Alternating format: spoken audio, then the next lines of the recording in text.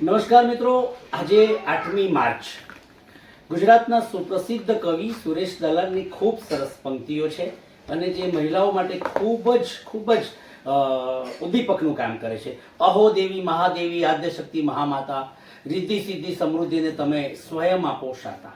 આપણા ઘરમાં, આપણા પરિવારમાં, આપણા સમાજમાં, આપણા દેશમાં મહિલા એ એક એવી શક્તિ છે, મહિલા એક પાવર હાઉસ છે જેના વિના ઘર, પરિવાર કે દેશ સંભવ નથી.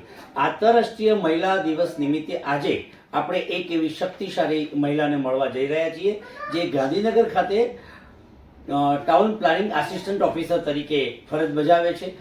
એ બેન સાથે આપણે મુલાકાત કરવા જઈ રહ્યા છીએ જેમણે શ્રી છેડાલ પરગણા વણકર સમાજ અને એ બધી મહિલાઓને સંગઠિત કરીને એક મહિલા સશક્તિકરણ નામનો એક સરસ અંક બહાર પાડ્યો છે જેમાં તમામ પ્રકારના વિષયોને આવરી લીધા છે.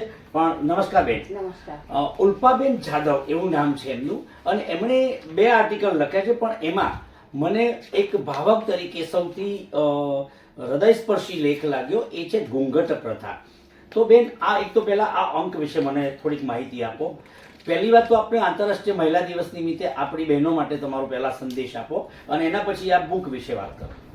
આંતરરાષ્ટ્રીય મહિલા દિવસ 8 માર્ચે આવે છે અને એમાં મારે મહિલાઓને એક જ સંદેશ છે કે તમે શિક્ષણ પાછળ સૌથી વધુ ધ્યાન આપો. તમે શિક્ષિત હશો તો તમારો પરિવાર પણ ખૂબ સારી રીતે આગળ વધી શકશે, તેને તમારું માર્ગદર્શન તમે પૂરું પાડી શકશો અને પ્લસ તમે પગભર થવામાં તમને ખૂબ સરળતા રહેશે અને જેટલી મહિલાઓ પગભર વધુ હશે એટલો જ સમાજ વધુ વિકસિત રહેશે. બિલકુલ બેન, બિલકુલ.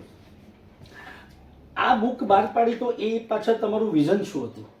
આ બુક બહાર પાડવા માટેનું અમારું વિઝન એ હતું કે અમે સમાજમાં જ્યારે આપણે સામાજિક પ્રસંગો, જેમ કે મરણનો પ્રસંગ સૌથી વધુ, તો એમાં અમે જઈએ તો એવી બધી વસ્તુ હતી કે જે બહેનોને ખરેખર નથી ગમતી, જેમ કે બંગડી ફોડવી, સિંદૂર કાઢી નાખવું, તમને નવા કપડાં પહેરાવવા, જેનો હસબન્ડ ઓફ થઈ ગયો છે એને એ વિધવાને નવા કપડાં પહેરાવવા, રંગરોગાન કરવું, પછી એને કહેવું કે હવે પછી તારે આ કશી વસ્તુ કરવાની નથી. તો એનો પતિ મરી ગયો છે બરાબર, પણ એની પાછળ એને એ રીતે રહેવાની કોઈ જરૂરિયાત નથી, કારણ કે એનાથી સમાજમાં બી બહુ ખરાબ છાપ પડે છે કે ભાઈ તમે વિધવા મહિલા છે તો ચલો એની પાછળ કોઈ પીઠબળ નથી, તો અસામાજિક તત્વો પણ એને ખૂબ હેરાન કરી શકે છે.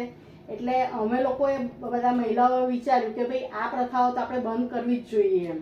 બેન, આપની એક તો એકદમ સ્વસ્થ અભિવ્યક્તિ છે અને બતાવે છે કે તમે એકદમ સક્રિય છો, ઉત્સાહી છો.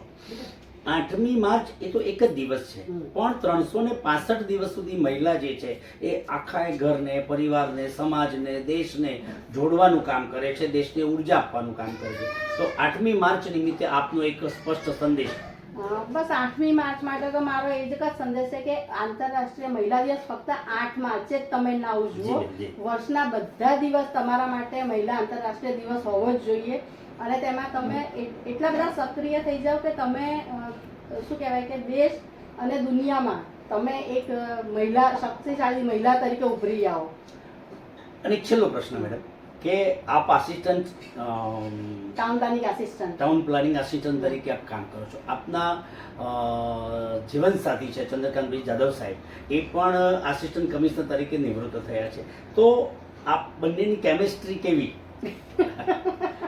કેમિસ્ટ્રીમાં તો બહુ એવું કંઈ ખાસ છે નહીં, ખાલી સમજણ શક્તિ છે કે ભાઈ ચલો દરેક વસ્તુ એકબીજાને સમજીને કામ કરે, એડજસ્ટમેન્ટ છે. કેમ કે હું પણ જોબ કરું છું, હું પણ 8 કલાક સરકારને સમય ફાળવું છું, પ્લસ ઘરના બધી જવાબદારીઓ નિભાવું છું. આપ વર્કિંગ વુમેન પણ છો, ગૃહિણી પણ છો અને એક્ટિવિસ્ટ પણ છો. ખૂબ ખૂબ અભિનંદન બેન, ખૂબ ખૂબ ધન્યવાદ.